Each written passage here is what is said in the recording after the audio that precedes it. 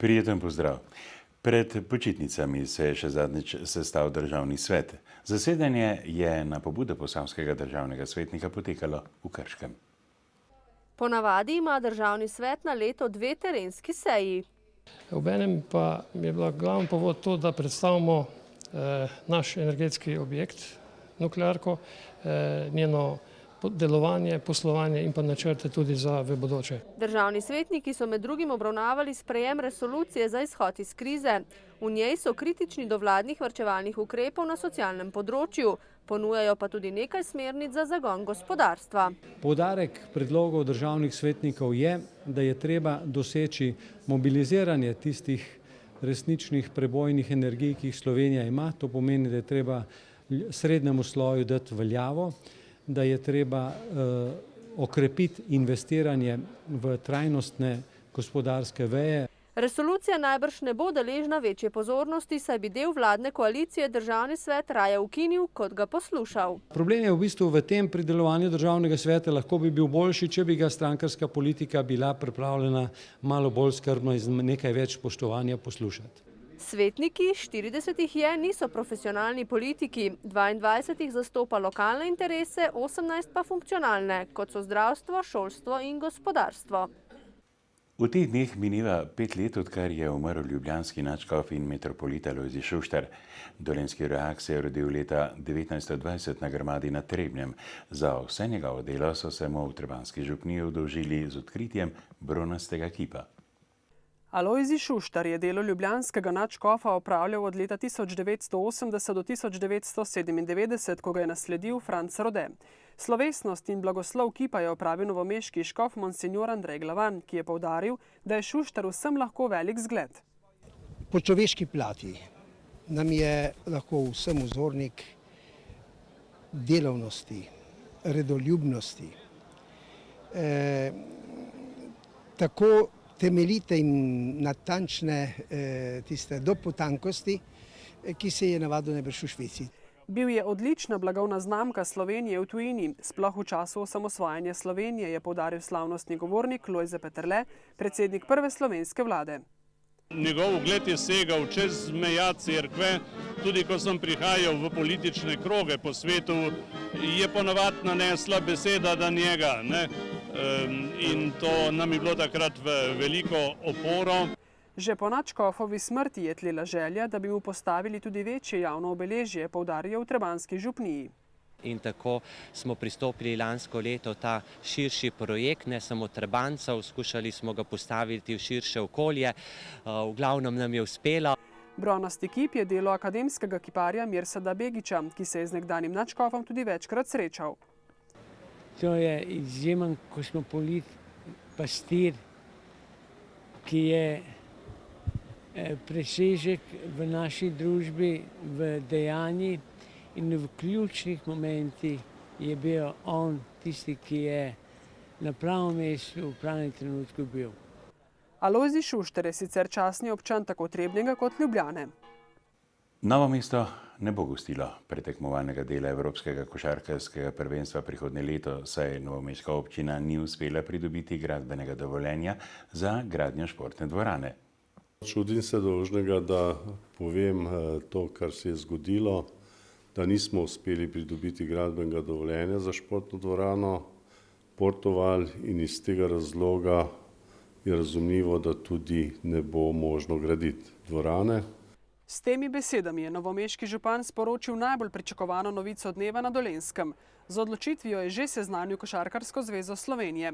Gradbenega dovoljenja niso dobili, tako Muhič. Ker so se pojavile nove stranke v postopku, 3 lastniki iz sosednjih zemljišč in nam blokirajo izdajo gradbenega dovoljenja. Zahtevajo ali spremembo teh zemljišč v stanovanjsko izgradnjo, kar je za to področje nemogoče, kajti imamo sprejete akte, da so to športni objekti, ali odprodajo teh zemljišč, kar jih ne potrebujemo. Rezervna mesta so že dlje časa določena. Se pravi Ljubljana, Hala, Tivoli, Celje in pa Maribor.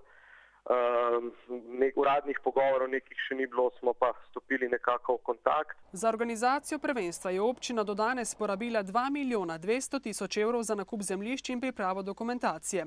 Košarkarski zvezi Slovenije pa je še lani plačala 150 tisoč evrov kotizacije. Odpoved soorganizacije pa za občino pomeni? To pomeni, da je ne kazen, ampak ta kotizacija, ki smo jo zavarovali, je 54 tisoč evrov. In to je naša dolžnost poravnati, oziroma to bomo poravnali iz kotizacije, ki smo jo že plačali za 1 leto. Kar se pa tiče kazni oziroma plačila Novomeščanov oziroma novomeške občine po vstopu, te zadeve so zapisane v pogodbi, gre za plačilo polne kotizacije, ukolikor občina iz kateregakoli razloga odstopi od pogodbe. Lahko pa se stranki dogovorita tudi drugače, če se s tem strinjata obe strani, še dodaja Blažič. V Kolpi v okolici Adlešičev so pred dnevi opazili večji pogin rib. Odkrili so jih od Vinice do Pobrežja, največ pa naj bi jih bilo na območju Žuničev, je povedal direktor Krajinskega parka Kolpa Boris Grabrijan. Med poginulimi ribami prevladujejo mrene, a so našli tudi druge vrste. Javni zavod Krajinski park Kolpa je o poginu rib obvestil ribiško družino Črnomelj, policijo, Zavod za zdravstveno varstvo in druge ustanove. Ribiči, rečni nadzorniki, predstavniki Krajinskega parka in policisti so včeraj in tudi danes od Prelesja proti Vinici preverjali stanje in iskali vzroke za pogin. Po prvih predvidevanjih naj bi ribe poginile zaradi pomanjkanja kisika v vodi kot posledice visokih temperatur vode in nizkega vodostaja reke zaradi suše. Kot pravi Grabrijan, ne izključujejo niti krivolova, lova z uporabo dinamita v reki. Po prvih ocenah, tako so nam sporočili z novomeške policijske uprave, naj bi šlo za pogin okoli 1000 rib povprečne velikosti 20 cm na odseku Kolpe med Žuniči in Adlešiči. Policisti obvestila še zbirajo, odvzeti vzorci pa so že v analizi, ki bo pokazala vzrok pogina. Da je v slogi moč, so vnovič dokazali v občini Škocjan, kjer se v okviru tamkajšnjega občinskega praznika vrstijo slavnostni prerezi traku. Tako so namreč uradno predali poslovilno vežico pri Svetem Tomažu. Približno 300 krajanov vasi Male Poljane, Klenovika in Zagrada pa bo poslej deležnih zanesljive oskrbe z vodo. Ideje o izgradnji poslovilne vežice so po nekaj letih naposled obrodile sadove. Občina Škocjan je prispevala 20 tisoč evrov za projektno dokumentacijo, vsa gradbena, inštalacijska in druga dela pa so prostovoljno opravili krajani. Tukaj je nekoč že stala starejša stavba, vendar ni bila nikoli funkcionalna, ni bila nikoli uporabljena, tako da so jo porušili in pa to zgradili čisto novo. Delež občina je sigurno brez nje, ne bi mogli do tega priti, vendar pa tudi ostali smo prispevali kar krajani lep delež, kajti upravljali res mnogo prostovoljnih ur. Tako pa je najstarejši vaščan v Malih Poljanah danes 93-letni Jože Giordani v spremstvu župana in direktorja novomeške komunale tudi uradno namenu predal obnovljeni vodovod. Gre za odsek Malih Poljan, Klenovika do Zagrada. Tle je bilo v preteklosti ogromno okvar, veliko popravilo, kar pomeni, da je občino Škocjan iz tega razloga tudi nekaj stalo, tako da smo zaradi tega nemudoma pristopili k obnovi vodovoda. Tamkajšnji krajani, ki so ob tej priložnosti z veseljem nazdravljali s kozarcem vode in z navdušenjem spremljali nastope najmlajših, imajo sedaj, tako župan, nekaj desetletij zagotovljeno nemoteno oskrbo s čisto pitno vodo. Občina Škocjan je poleg ostalih vodovodov za ta del namenila 192 500 evrov. Za obnovo sekundarnih vodov, ki bodo stali približno 2,5 milijona evrov, je občina sicer pridobila 940 tisočakov nepovratnih sredstev. Na občinskem svetu v Brežicah so med drugim govorili o prevzemu vaških vodovodov v javno upravljanje. Poleg javnega vodovodnega sistema v občini namreč obstaja še 13 vodovodnih sistemov z več kot 50 prebivalci, ki so v upravljanju odborov ali krajevnih skupnosti. V občini se že dlje časa soočajo z onesnaževanjem in presihanjem vaških vodovodnih virov. Delno so krive tudi klimatske spremembe, kajti ti vaški vodovodi ponovadi usihajo njihovi vodni viri in potem nenadoma pridejo občani na občino, naj jim pomagamo ali z prevozi pitne vode ali z določenimi drugimi sredstvi. Največja težava pa se pojavi, da je potrebno tudi zagotoviti kar veliko sredstev, ker je potrebno obnoviti vodovode. Za obnovo zgolj najbolj problematičnih 3, Cernik, Podgračeno in Križe, bo občina letos porabila približno $500 milijona. Ne bomo rešili vseh problemov, bomo pa povečali procent priključenosti prebivalcev na javno vodovodno omrežje, kjer je pač oskrba kontrolirana. Še vedno verjamem, da bo kakšen problem, ampak tudi, ko nastane, se prebivalci običajno obrnejo na nas in se začne postopek reševati. Prevzem vaških vodovodov bo za prebivalce pomenil predvsem stalno finančno obremenitev, ki pa ni nujno, da bo večja od stroškov popravila in oskrbovanja vaških vodovodov. Na območju vodovodnega vira Mokrice so vir že predali v javno upravljanje. Opozarjajo pa predvsem na nekatere nepravilnosti glede obveščanja javnosti o oporečnosti vode. Tako se je zgodilo, da 3 ali 4 dni ljudje niso vedeli, da je voda oporečna. In smatramo, da tu mora ta protokol biti, da je le osebno, da vsak uporabnik dobi neko obvestilo in da ta način bo urejen. Sklep o potrditvi načrta prevzemov vaških vodovodov so svetniki potrdili. Letos in prihodnje leto tako sledi prevzem vodovodnih sistemov Cernik, Podgračeno, Križe, Mrzlava vas ter Dolnja in Gornja Pirošica iz vir Kamence Čedem. Ostale pa bodo prevzeli do leta 2015. Odločitev semiških občinskih svetnikov, da soglašajo s prenosom zemljišča v njihovi industrijski coni na podjetje Green Line Oil, je naletela na burno nasprotovanje belokranjskih okoljevarstvenikov, ki nasprotujejo postavitvi tovarne, ki bi s postopkom pirolize predelovala odpadne pnevmatike.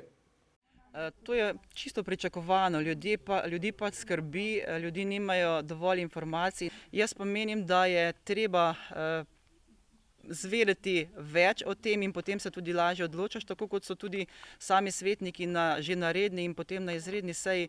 Zato se že dogovarjajo za sestanek s prebivalci Semiča, ki želijo iz prve roke izvedeti vse o načrtovanem projektu, pravi županja in dodaja, da se je že sestala ekspertna skupina sestavljena iz 3 vidnih slovenskih strokovnjakov in 2 članov občinskega sveta, ki naj bi bedela nad izvedbo projekta.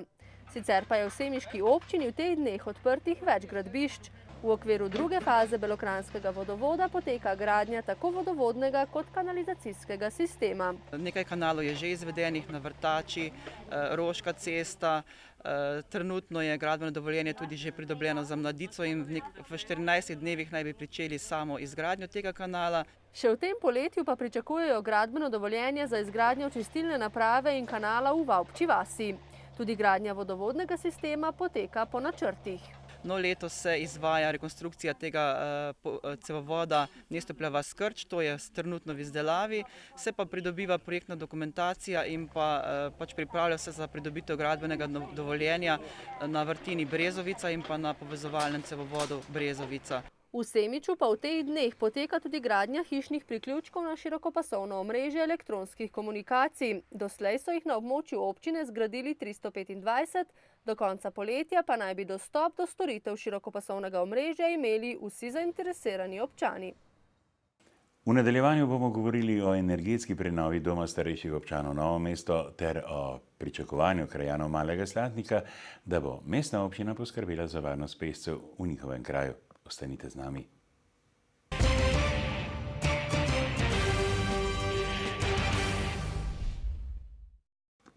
V novomeškem domu starejših občanov, ki je v začetku leta obeležil 32-letnico delovanja, so pred dnevi začeli energetsko prenovo. Poraba energije je namreč v domu glede na starost zelo velika. Prenovo upajo, da bodo končali do začetka prihodnjega leta.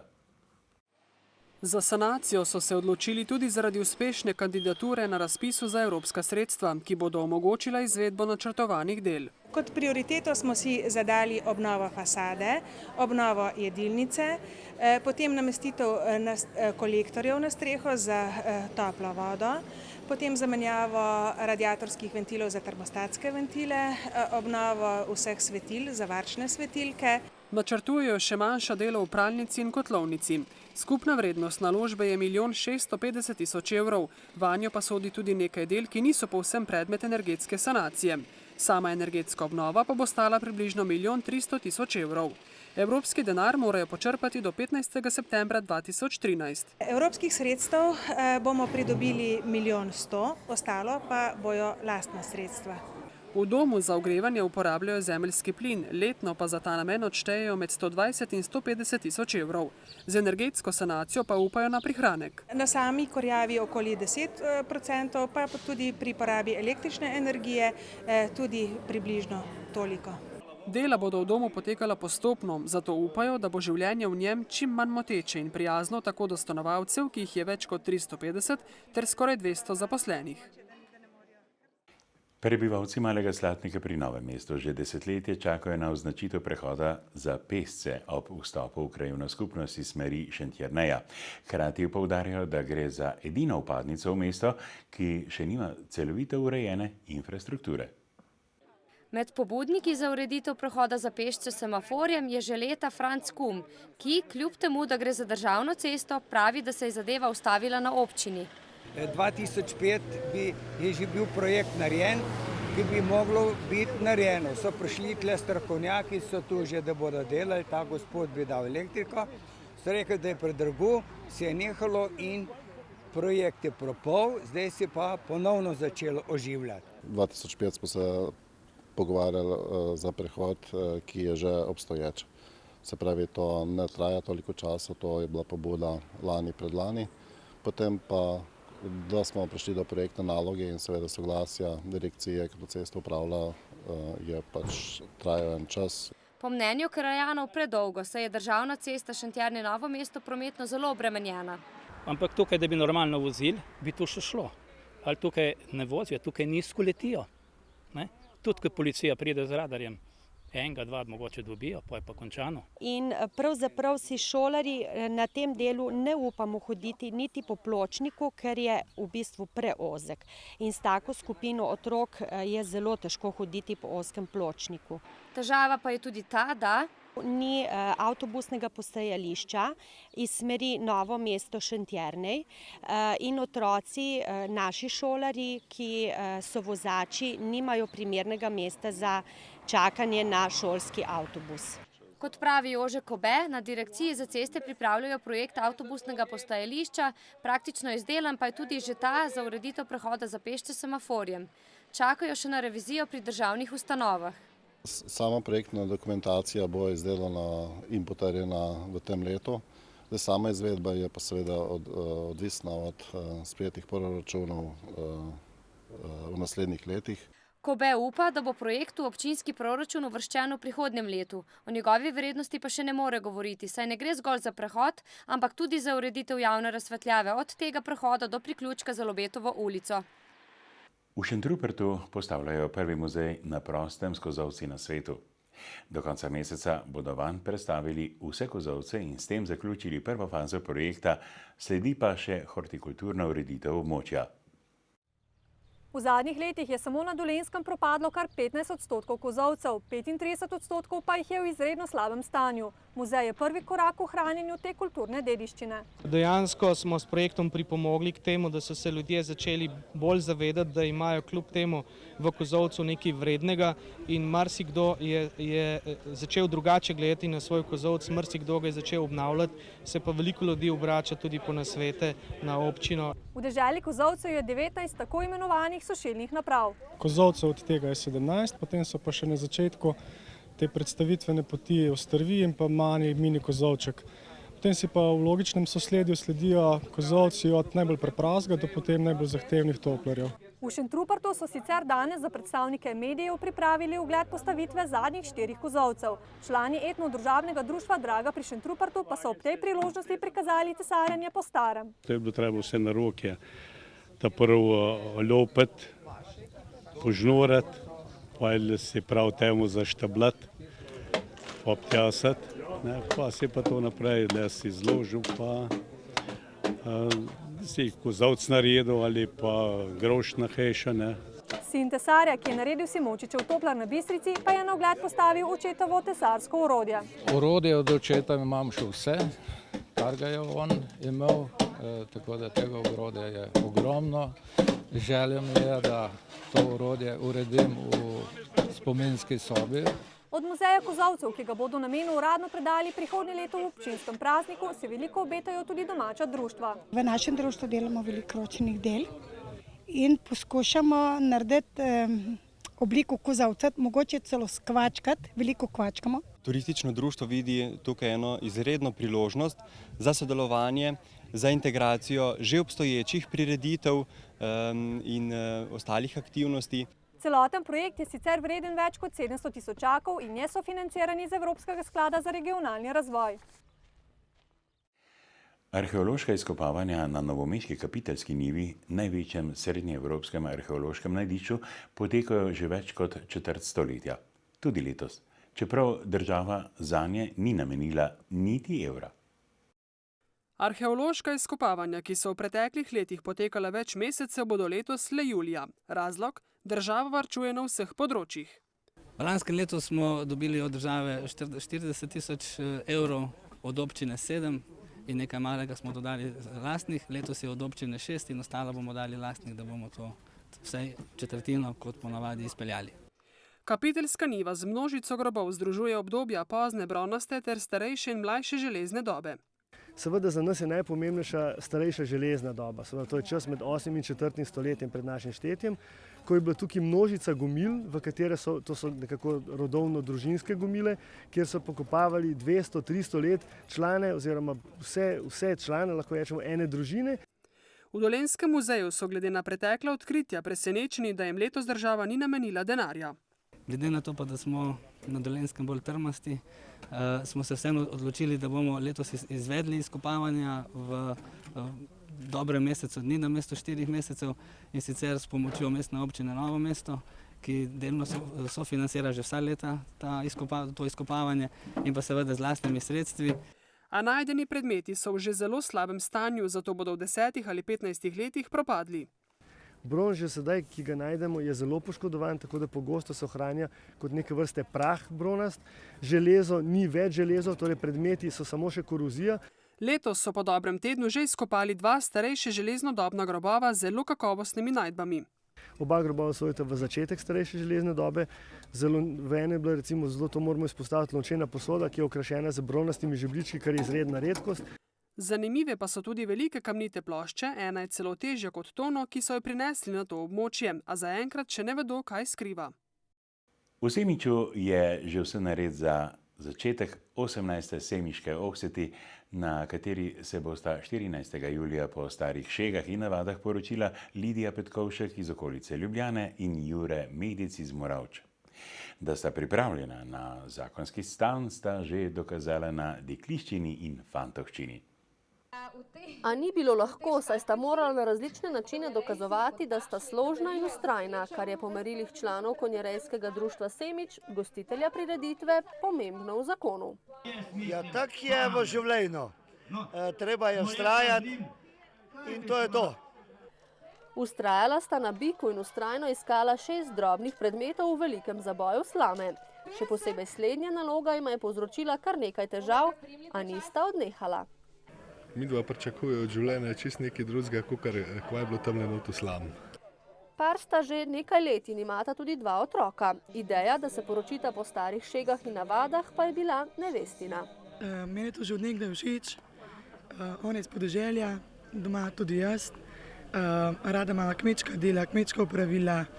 V folklorni skupini plešem. Moja želja je bila že od nekdaj. On se je s tem strinjal, tako da želja se mi je uresničila.